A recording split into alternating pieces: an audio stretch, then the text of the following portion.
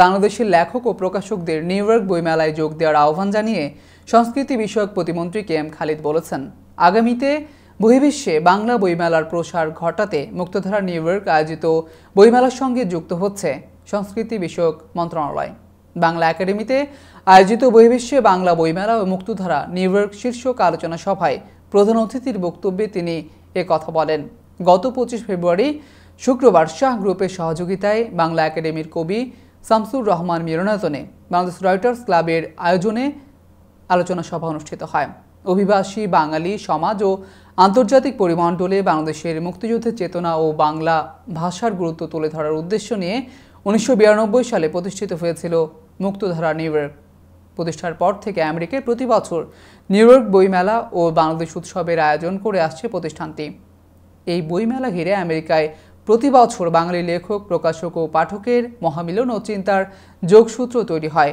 দীর্ঘ 30 বছরের পথ চলায় প্রবাসে বাংলা ভাষার চর্চা, বাংলা বইয়ের প্রচার, বাংলা ভাষার প্রসার এবং দেশের বাইরে বাংলা ভাষার মর্যাদা প্রতিষ্ঠায় মুক্তধারা নিউ ইয়র্কের রয়েছে বিশেষ অবদান।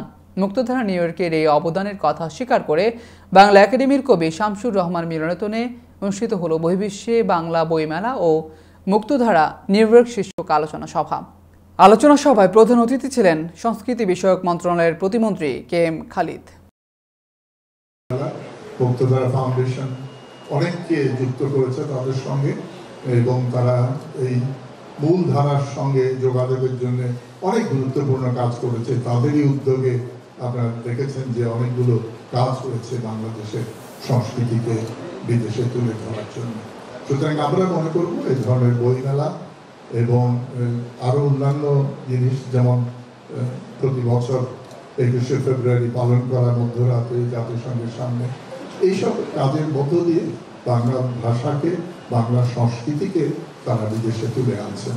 বাংলা একাডেমির ডিজিটাইজেশন একটা প্রকল্প আমরা হাতে নিয়েছি। ইনশাআল্লাহ আমরা এই বছরে সেই প্রকল্পের কাজ শুরু করতে জাতীয় গ্রন্থাগারকেও তাই করেছি, ন্যাশনাল আর্কাইভস আর ন্যাশনাল লাইব্রেরি। সেখানে আমরা ওই তিনটির সাথে আমরা একটা সংযুক্ত যেন থাকার ব্যবস্থা, সেই ধরনের প্রোগ্রাম আমরা নিয়েছি। শুধুমাত্র লেখক দিবস নয়, আন্তর্জাতিক লেখক দিবস হিসাবে পালন করা হচ্ছে। বাংলাদেশে এই রাইটার্স ক্লাবে ব্যানার পৃথিবীর কোথাও এটি স্বীকৃতি পায় না, এমনকি বাংলাদেশেও সরকারিভাবে এটি স্বীকৃতি পায় না। তিনি সেই দাবিটি দিয়েছেন যেন আরো একজন সালাম, আরো একজন রফিকের মতো মানুষ আমাদের দরকার। এটি আন্তর্জাতিক লেখক দিবস হিসাবে সারা বিশ্বে এটিকে প্রতিষ্ঠিত